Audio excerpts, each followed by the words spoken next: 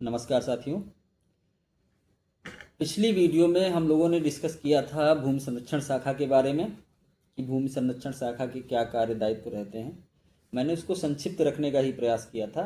इसका कारण ये है कि बहुत ज़्यादा टेक्निकलिटीज़ आपके काम की भी नहीं है और वो सब फिर भूल भी जाएंगे आप। वो शाखा में आने के बाद, ज्वाइन करने के बाद आपको जो जानने योग्य बातें हैं वो आप जान जाएंगे। पहले जो जानने योग्य बातें हैं वो मैंने उसमें डिस्कस की थी। उसी क्रम में आज हम लोग प्लांट प्रोटेक्शन शाखा पर बात करेंगे। प्लांट प्रोटेक्शन शाखा में क्या काम है और कौन कौन से अधिकारी होते हैं, इस पर चर्चा करेंगे। और बहुत सारे आप साथी हमारे जो हैं आने वाले हैं या जो तैयारी कर रहे हैं आगे, वो ये क्वेश्चन कर रहे थे किस शाखा में पढ़ाई अच्छी हो सकती है। तो उसके बारे में मैंने पहले भी बताया है। देखिए, आप एग्रीकल्चर में आ रहे हैं, एग्रीकल्चर में स्ट्रेटजिकली इम्पॉर्टेंट काम आपका जो है नहीं रहता है। जैसे आप पुलिस में जाते हैं या इस तरह के किसी डिपार्टमेंट में जाते हैं तो उसमें ये रहता है कि आपकी 24 आवर्स की ड्यूटी रहती है। यहाँ पर भी जब काम रहेगा तो आपको काम तो वो 100% आपको अपना कंप्लीट कराना पड़ेगा विद इन टाइम, जो आपको टाइम पीरियड दिया गया होगा। उसके बाद में आप निवृत्त होते हैं, आप फ्री होते हैं।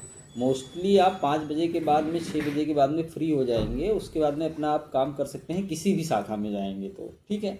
बाकी रही ये बात कि पढ़ाई करने के लिए बेस्ट कौन सी है, तो ऐसी कुछ नहीं है। एक्सटेंशन में भी रह के अगर देखिए डेडिकेशन की बात है, जो लोग मैंने कल अभी किसी भाई का कमेंट पर भी यही रिप्लाई दिया था। किसी ने कमेंट किया हुआ था कि मैं किसी यूपीएससी की मैं तैयारी कर रहा हूँ और जो है किस ब्रांच में जाऊँ तो अच्छा रहेगा। देखिए, आप जो है जब पुलिस डिपार्टमेंट में हैं या किसी भी ऐसे डिपार्टमेंट में हैं जिसमें बहुत ज़्यादा ड्यूटी करनी होती है, आप देखिए उसमें तमाम सारे लोग जो है सेलेक्ट हो रहे हैं, यूपीएससी में या पीसीएस में सेलेक्ट हो रहे हैं।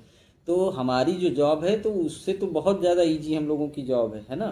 तो हम लोग आराम से अपनी तैयारी कर सकते हैं। बस इम्पॉर्टेंट ये है कि टाइम मैनेजमेंट ये होता है कि जब आप ज्वाइन करते हैं जॉब को तो स्टार्टिंग के 1 डेढ़ साल आपको पूरी हायरार्की समझने में, अधिकारियों को समझने में और बहुत सारी चीज़ें होती हैं, काम समझने में, किसानों को समझने में या अपना काम जो आपको है वो समझने में काफ़ी समय जाता है। तो साल डेढ़ साल आपकी पढ़ाई डिस्टर्ब रहेगी।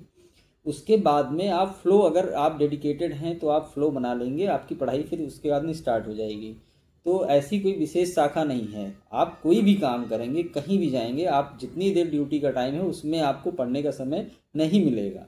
अगर आपको मिल जा रहा है पढ़ाई करने का समय तो उसमें भी आप उसको करिए कि हाँ, कोशिश करिए कि पढ़ पाइए।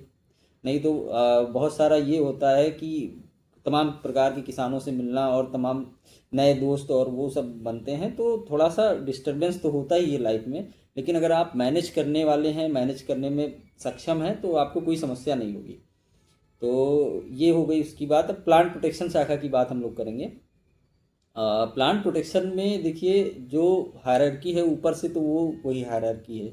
डायरेक्टर साहब हैं, उसके बाद में एडीए प्लांट प्रोटेक्शन साहब हैं, उसके बाद में आते हैं इसमें डीडीपीपी, जो डिप्टी डायरेक्टर होते हैं प्लांट प्रोटेक्शन के। जो अब डिप्टी डायरेक्टर प्लांट प्रोटेक्शन के अंडर में ये क्लास 1 की पोस्ट होती है। डिप्टी डायरेक्टर प्लांट प्रोटेक्शन के अंडर में आते हैं हमारे प्लांट प्रोटेक्शन ऑफिसर या डीपीपीओ कहते हैं उन्हें, डिस्ट्रिक्ट प्लांट प्रोटेक्शन ऑफिसर, वो होते हैं। ये क्लास 2 की पोस्ट होती है। उसके बाद में उसके नीचे एसटीए आते हैं, वो एसटीए पीपी होते हैं। तो एसटीए पीपी, उसके बाद में नीचे हर ब्लॉक पे जो कृषि रक्षा इकाई होती है वहाँ पर एक ग्रुप बी की पोस्ट होती है। Plant protection group, technical assistant plant protection के वो होते हैं ग्रुप बी के। कहीं कहीं एडीओ पीपी भी कहा जाता है। ये तो बोलचाल की भाषा में है, पद नाम जो है ग्रुप बी ही है उनका, प्लांट प्रोटेक्शन। उसके बाद उनके अंडर में आते हैं ग्रुप सी के, जो होते हैं प्रभारी। तो ये जो प्लांट प्रोटेक्शन की जो शाखा होती है, कृषि रक्षा इकाई, ये राजकीय बीज भंडार से अलग होती है। कभी कभी दोनों चार्ज एक ही आदमी के पास होते हैं, यानी जो प्रभारी राजकीय कृषि बीज भंडार हैं वही इसके प्रभारी भी होते हैं, कृषि रक्षा इकाई के ही। और एक एडीओ एजी आपके जो नॉर्मल होते ही हैं, और एक एडीओ पीपी होते हैं। क्योंकि अब हमारे जो साथी थे हमसे पहले जो लोग आए थे सेवा में 2016 बैच के, उनमें बहुत सारे लोगों के प्रमोशन हो चुके हैं, सब लोग ग्रुप बी में जा चुके हैं। तो प्लांट प्रोटेक्शन की सीटें भी धीरे धीरे फुल हो रही हैं, हर जगह पर पहुंच रहे हैं। हर ब्लॉक में आपको एक ग्रुप बी के जरूर मिल जाएंगे, हो सकता है 2 भी मिल जाएं कहीं, लेकिन एक तो है ही। तो ये हो गई हायरार्की। अब देखिए, जो इसमें कृषि रक्षा रसायन होते हैं, कृषि रक्षा रसायन का वितरण ये इत्यादि काम जो है ग्रुप सी का होता है। ये प्रभारी होते हैं कृषि रक्षा रसायन अपना वितरित करना और ये सारे काम करना। जो आएगा बफर गोदाम से, जिले पे बफर गोदाम होता है, वहाँ से जो आता है उसको ये डिस्ट्रीब्यूट करते हैं। अब जो एडीओ पीपी होते हैं, इनका ये होता है कि आपके इनका मतलब मुख्य काम ये है कि जो ज़िले पे हमारे पीपीओ साहब हैं या एसटीए पीपी हैं, वो अगर कुछ दिशा निर्देश देते हैं या कोई पत्र जारी करते हैं किसी दुकान की चेकिंग, या उनको पता चलता है कि किसी दुकान में ओवर रेटिंग हो रही है या मिलावट करके रसायन बेचा जा रहा है किसी उसकी दुकान पे, तो इन सब चीज़ों के बारे में वो ज़िले को अवगत कराएंगे। अगर ज़िले से उन्हें अथॉरिटी मिली हुई है जो भी कार्रवाई करने की, तो वो लिख के देंगे उनके ऊपर कार्रवाई करने के लिए। तो ये उनके काम हो गए। बाकी इसका एक ज़िले पे बफर गोदाम होता है जहाँ से सभी ब्लॉक्स पे, यानी कि जो कृषि रक्षा इकाई होती हैं उन पे जो है अपना रसायन वगैरह ये भेजा जाता है। ठीक है, तो ये हो गया इनका। अब बाकी डीडीपीपी का काम वही है, सेम आपकी सैलरी वगैरह इत्यादि के सारे काम रहेंगे। बाकी जो जिले स्तर के बड़े प्रोग्राम और ये सब रहते हैं, ये उनको हैंडल करने रहते हैं। ये हो गए प्रमुख कार्य। जो डीओ साहब होते हैं, जिला कृषि अधिकारी जो होते हैं डीओ साहब, और जिला कृषि रक्षा अधिकारी, ये दोनों जो है सेम लेवल की पोस्ट हैं, क्लास 2 की ही पोस्ट हैं। लेकिन अब उनके कार्य दायित्व तो अलग अलग हैं। कहीं कहीं पर जहाँ पर पीपीओ नहीं है, प्लांट प्रोटेक्शन ऑफिसर जो डिस्ट्रिक्ट के हैं वो नहीं हैं, तो वो वहाँ के जो डीओ साहब हैं, जिला कृषि अधिकारी साहब, उनके पास ही उसका चार्ज जो है रहता है। तो ये सारी कॉम्प्लिकेशंस भी रहती हैं कुछ कुछ। अभी मतलब जो मैं आपको बता रहा हूँ ये एग्जैक्ट फ्लो है, और कहीं किन्हीं ज़िलों में कुछ अधिकारी नहीं है तो वो आपको गैप भी देखने को मिल सकता है, या किसी अन्य को चार्ज हो सकता है दिया गया हो। तो फिलहाल ये सारी चीज़ें हैं।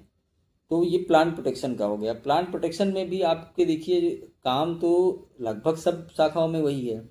इसमें आपको अतिरिक्त कार्य ज़्यादा नहीं रहता है। जैसे आप मान के चलिए डेवलपमेंट में जाते हैं तो क्रॉप सर्वे का काम और फार्म रजिस्ट्री का काम, ये सारे काम रहते हैं। बाकी अगर आपके यहाँ कर्मचारी कम है, कर्मचारी नहीं हैं, और आप जिले किसी ब्लॉक में गए हैं, उस ब्लॉक में खाली जो है डेवलपमेंट में 2 ही लोग हैं, और आप एक इसमें प्लांट प्रोटेक्शन में पहुँचे हैं, प्रभारी का ज़्यादा काम मान लीजिए नहीं है, इस समय आपके पास ज़्यादा काम नहीं है, तो आपको भी काम दिया जा सकता है। भाई आप जो है उस सिस्टम के हिस्सा हैं, तो आपको काम से और मतलब आप काम से बच नहीं सकते हैं, काम तो रहेगा ही। अगर काम नहीं हो रहा है तो आपको हेल्प करनी पड़ेगी। तो फिलहाल ये हो गया प्लांट प्रोटेक्शन का आपका।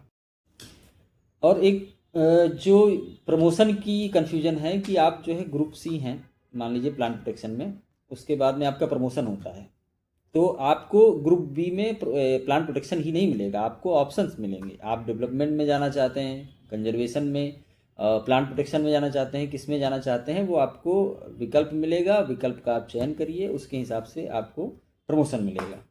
ठीक है, अब नेक्स्ट वीडियो में हम लोग जो है इन टॉपिक्स को कवर करेंगे जिसमें आपका क्या कहते हैं रिसर्च और अन्य शाखाएं हैं, और बाकी आपके जो भी क्वेरीज़ हैं, क्वेश्चंस हैं, उसका मैं जवाब देने का प्रयास करता हूं। मोस्टली जो जेन्युइन कमेंट्स और जेन्युइन क्वेश्चन रहते हैं, क्योंकि उसमें बहुत सारे लोग कमेंट करते हैं और अच्छा लगता है, आप लोग कमेंट करिए।